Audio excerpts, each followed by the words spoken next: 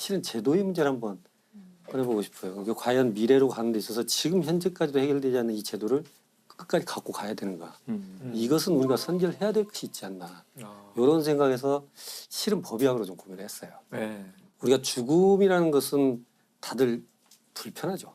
불편한데 삶의 끝이 죽음이라면 죽음도 삶이거든요. 이 죽음에 대해서는 우리가 제도적으로 어떻게 접근을 해야 되느냐. 어떻게 보면 우리나라 같은 경우는 범죄 연관성이 있을 때만 검시를 해요. 일관상 도드라지게 확인되는 건 없어요. 일단 정밀하게 분석해 봐야지. 뭐 예상대로 장기부터 다 들어갔다.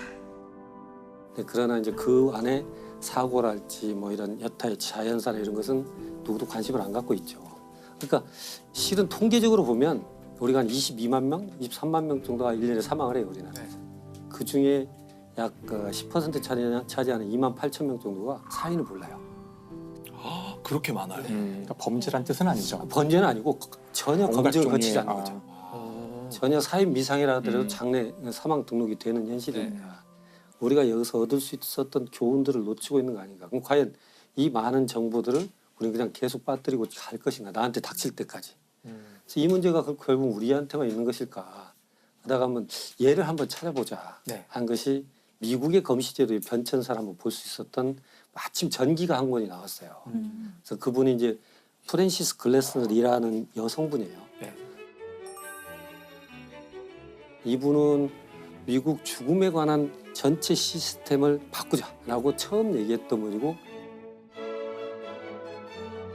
근데 이분이 이제 실은 시작은 51살 때 시작을 해요. 아? 51살 때. 그 전에는 뭐 하시던 그 전에는 그냥 평범한 분인 것 같지만 아주 금수저예요. 아주 금수저인데 굉장히 유복한 집에서 편안하게 이렇게 결혼을 해서 살던 분인데, 이분이 그 당시가 이제 1차 세계대전이 끝나고 2차 세계대전 사이에 이분이 주로 활동을 하시거든요. 네. 게스트하우스 같은 걸 운영을 해가지고 집에 돌아가지 못하는 군 병사들 다 모아서 자기가 케어해주고, 전쟁 고아들 상대로 그 후원금 모금을 하기 위해서 연극 무대도, 나는 내가 가지고 있는 것 어느 것 하나도 내 노력으로 이루어진 것이 없다. 다 물려받았잖아. 그렇다면 나는 다른 사람들을 위해서 써야 되는구나. 이게 내가 생존하는 이유가 되겠구나. 그래서 나는 앞으로의 삶을 그 다른 사람이 행복하게 살 수 있도록 나는 뭔가를 바꿔야겠지. 이런 어떤 계기들이 있었어요. 근데 그런 때 우연하게 51살 때쯤 몸이 좀 아파요. 그래서 이제 부자들, VIP들이 입원하는 이제 그런 또 요양원 같은 곳에서 오빠 친구를 만나요. 매그너스라는 그 의사를 만나서 여기는 하버드 의대 출신이에요. 그 다음에 보스턴에 있는 그 검시소의 검시관, 우리로 말하면 법의학자.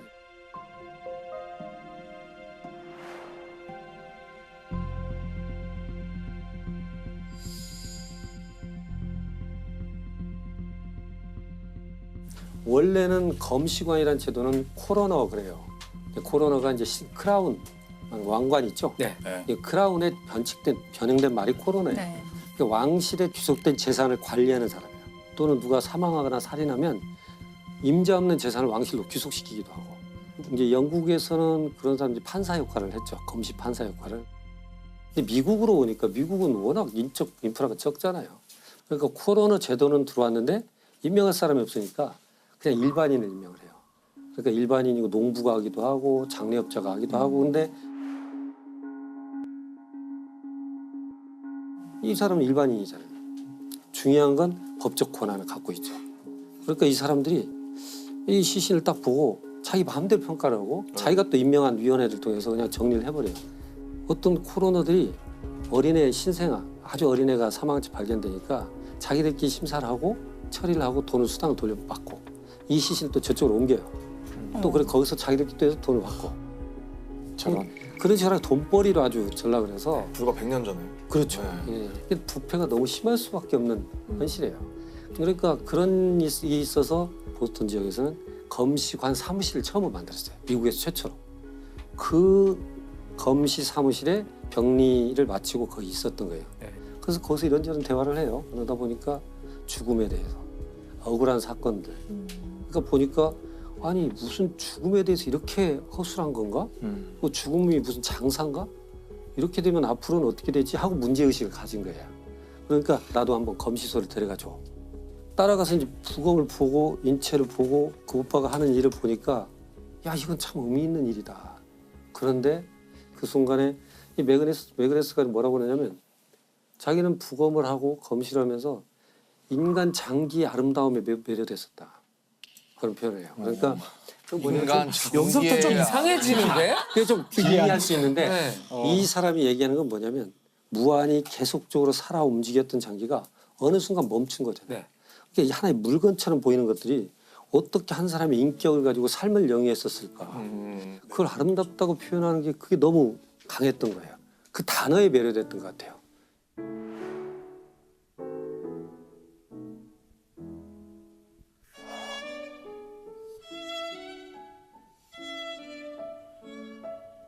근데 아름답다는 그 표현이 언제나 감동을 주는 것 같긴 해요. 네. 제가 종종 이제 강의를 하다가도 야, 이 수식이 얼마나 아름답냐.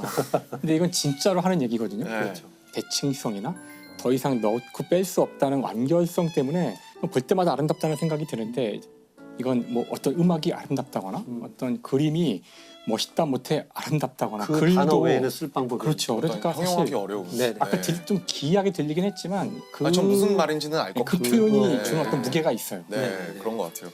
이 프랜시스가 그래서 자기가 봤던 그 장기의 아름다움에서 아름다움. 그림으로 그린 해부학책을 써요. 네. 거기에 이제 시를 옆에다 씁니다. 시까지 쓰셨어요. 여기서 시 이게 뭐냐면 인체 복부의 이제 장을 표현하는 거예요. 보면 이분이 그렇게 씁니다. 배를 열어보아라. 그러면 꼬아지고 비틀린 장이 보일 것이다. 벨벳처럼 부드러우면서도 부채살처럼 강하게 너를 지탱하고 있는 견고한 장관막을 보아라. 이런 표현이거든요. 그게 좀 어려울 수 있지만 사상 최초의 해부학 시네. 네, 에세박 시죠. 이게 그 이제 뒤로도 어떤 없었을 것 같아요. 사행시처럼 만들어 놓은 거예요. 근데 이렇게 배를 열어보면 장만 막 꼬여 있어요. 장이 근데 서로 꼬이면 죽어요. 그 사람 잘 열어보면 장관막이 쫙 벌써 서로 꼬이지 않도록 잡아주고 있어요. 그러니까 제가 볼 때는 이 사회가 굉장히 혼잡스럽고 거칠고 야만스러워 보이더라도 우린 그 기간에 부드러우면서도 어떤 형태로 견고하게 버티는 규칙과 규범이 있다. 뭐 이렇게 은유적으로도 볼 수 있는 형태.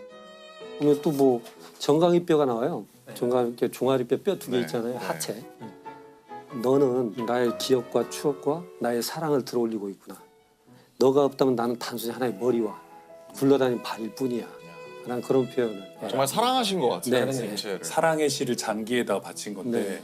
근데 그 시를 썼다는 것부터 딱 보면 저분은 삶, 죽음, 몸을 생각하는 방식이 남달랐던 것 같아요. 그렇죠. 예. 장기 하나하나를 따로따로 어떤 사랑의 대상처럼 네, 묘사하잖아요. 네, 네. 독특한 정신세계를 원래 이게 사실은 그 서양의 과학의 핵심이죠. 음. 그 환원주의라는 거잖아요. 네. 최대한 나눠봐서 쪼갤 수 없는 데까지 간 다음에 이거 하나를 딱 보면은 이건 이제 이해하기가 쉬우니까 인간은 수많은 장기와 부분된 이런 기관들의 조립이고 이제 그런 시각을 가진 사람이 사람을 해부해서 보면 장기들이 하나하나 다 사랑스럽고 아름답게 뷰티풀하게. 네. 보일 수도 있지 않을까. 근데 진짜 부검을 시작하시기도 하고 아니요. 그러셨나요? 이분이 이제 잘못 얘기되는 것이 법의학을 시작한 법의학자가 아니고 법률제도 이런 걸 전체를 바꾸려고 했던 사회 개혁자로 보면 돼요.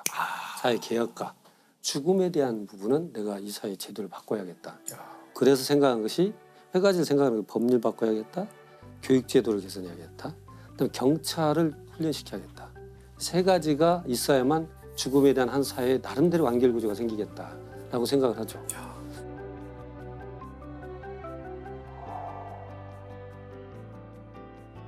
법률 제도를 바꿔야 되고 전문 검시관 제도를 들여와서 법의관 제도를 코로나란 일반인이 보지 않도록 그렇게 죽음을 전문가가 볼 수 있도록 해야 되겠고 근데 문제는 뭐냐면 이게 아까 말씀드린 대로 이권이 개입돼 있잖아요. 그러니까 그 코로나를 임명하는 것도 정치가예요. 정치가들은 이 질서가 그대로 좋아요. 자기들은. 자기 줄 수 있는 자리가 있으니까. 그래서 결국은 이권이 개입돼서 코로나 제도를 없애지는 못해요. 그런 것은 부패 이런 게 많잖아요. 플랜 B로 가져온 것은 뭐냐면 검시해야 될 대상을 정하자. 그럼 그 대상에 해당되면 수사기관이 결정할 게 아니고 당연히 검시를 하는 걸로 하자. 국가가 대신 검시해서 사실관계는 파악해야 될 필요가 있다. 이렇게 이제 바꾸는 거죠. 그래서 지금 우리가 말하는 게 CSI가 그런 데예요. 그 CSI 수사대는 그런 식으로 해서 시작된 거거든요. 제도는 내가 정치인들 만나서 어떻게든 바꿔보려 노력을 하는데 교육 재료가 없는 거예요. 그러니까 결국은 프랜시스가 왜 그랬어? 그러면 어떻게 했으면 좋겠느냐 그랬더니 나의 자료를 가지고 이런 검시관 제도를 만들고 이 전문 법의관을 좀 많이 키워내는 걸 만들고 싶다. 교육을 하고 거기에 싶다. 함께 하겠다라고 이렇게 그렇죠. 네. 하게 된 네. 거군요. 그래서 돈이 많다고 그랬잖아요.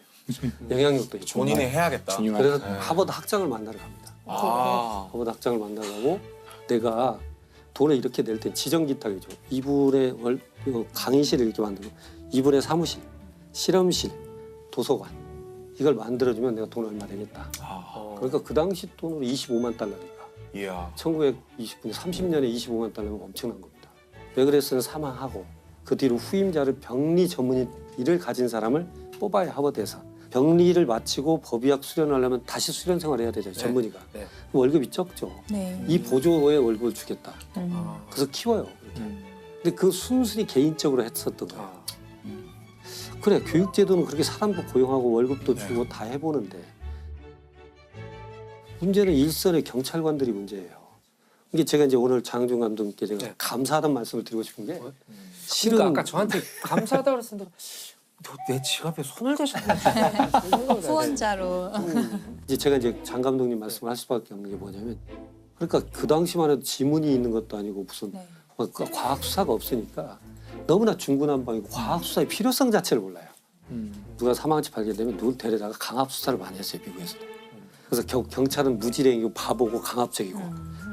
그래서 이 경찰에 대한 것 교육을 해야겠다는 것이 1920년에 생각한 거예요. 문제는 어디서 나오냐면 현장도 가지도 못하고 현장이 흐트러져 버렸고 자료 사진만 있으니 그 상황을 어떻게 설명할 길이 없어서 답답할 때가 많고 어떻게 했으면 좋겠느냐 그랬더니 실은 이 사람이 워낙 부자여가지고 시카고 그 오케스트라 단원들이 와서 그냥 파티를 할 정도예요. 100명 정도 늘상. 근데 어머니가 거동이 불편하니까 오페라 단을 미니어처로 만들어요 본인이. 그 수십 명을 다 악기까지 만들어서 악기 소리가 날 정도까지 미니어처인데 그걸 했던 디오라마. 디오라마라고 하는데 미니어처인데 너무나 정교하죠. 그렇게 했는데 내가 한번 만들어 볼까? 그래서 사건을 재구성을 합니다. 집을 똑같이 만들고 그래서 사건 하나를 재구성하는데 침대니 다 만듭니다. 아 이게 디오라마예요? 엄청 정교한데? 네. 그 당시 1930년대, 40년대. 이건 뭐 거의 예술인데요? 작품이네요, 진짜. 네. 그러니까 여기에 와 너무 정교하다. 뭐가 있으면 그 경찰 수첩에 깨알 같은 글씨까지 다 써요. 그러니까. 이건 그냥 현장에 사진을 저 찍은 그냥 것 사진 같아요. 찍었다고 그렇죠, 하면 그렇게 보는 찍었다고 할 누가 거예요. 미니어처라고 말해주지 않는. 네, 이 밖에 있는 나무까지 다 와 창밖에. 대단하다. 굉장히 좋습니다. 근데 디오라마 하나 만드는 데 있어서 한 지금 돈으로 4만 불에서 8만 불 사이 5천만 원에서 1억 정도 그런 것을 한 18개 만듭니다. 그렇게 만들어서 하버드대 학장을 만나서 우리 하버드대 우리 법의학과를 만들어놨으니까 여기서 경찰도 종합 교육을 좀 시켰으면 좋겠어. 그러니까 18개를 갖고 와 일주일 세미나를 합니다. 그러면 어떤 범죄 현장에 대한 스토리를 주지 상상하고 않고 만들게. 거기에 목맨 거, 피 흘린 거 다 똑같이 만들어놔서 이걸 너는 어떻게 보느냐. 그러니까 말하자면 어떤 정보가 없이 그거에 대한 너의 해석. 네가 본 것을 얘기해봐. 그렇게 했는데 그렇게 이제 강의를 하다가 이게 소문이 난 거예요. 시나리오 작가가 와요. 와갖고 정말 이런 식으로 수사를 한다면 요것이 한번 재료가 쓰겠다. 나 경찰 중심으로 쓸 수 있겠다. 하버드 대학의 경찰학교에 앉아서 18개의 사건을 재구성하는 것을 영화로 만들어요. 그걸 보고. 네, 그래서 그 제목이 하버드 대학의 살인 사건이에요. 근데 하버드 대학은 반대로 우리 하버드가 이런 데 들어가면 안 돼. 그렇겠죠. 엄청 싫어했을 것 같아요. 그러니까 제목이 조금 오해할 수 있게. 아니 영화 안 되겠어 빼. 그러니까 그래서 미스터리 스트릿이라는 이름으로 나가요.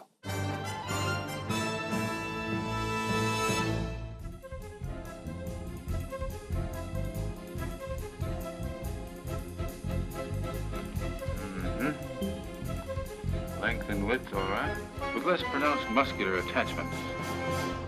최초의 영화가 나가서 그게 아카데미 각본상 후보까지 올라가요. 미스터리. 그렇게 해서 이것이 동기가 돼서 그렇게 이어진 게 CSI예요.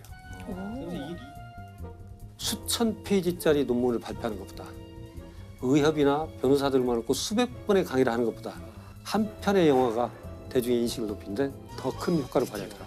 한 편의 영화가 우리나라 같은 경우는 최초가 우리 사인이라는 드라마예요. 드디어 기다리던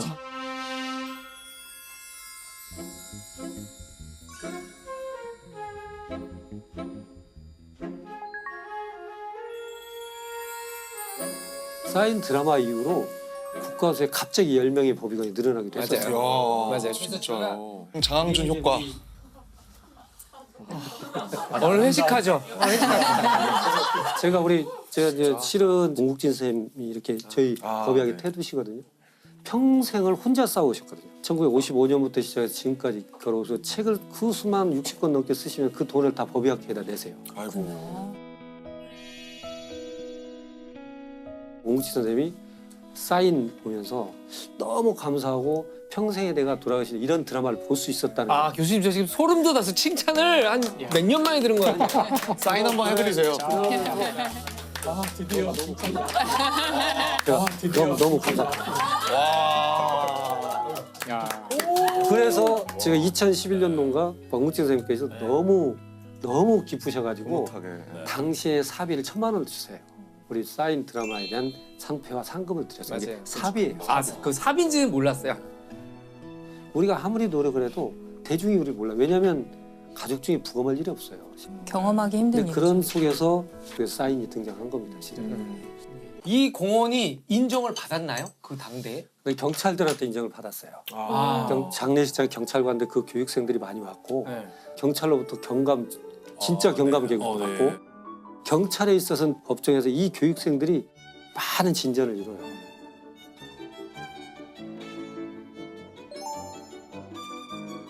프랜시스를 보면서 정말 남부러울 것 없이 살았던 이 일반인이 한순간에 느낄 정도의 문제점에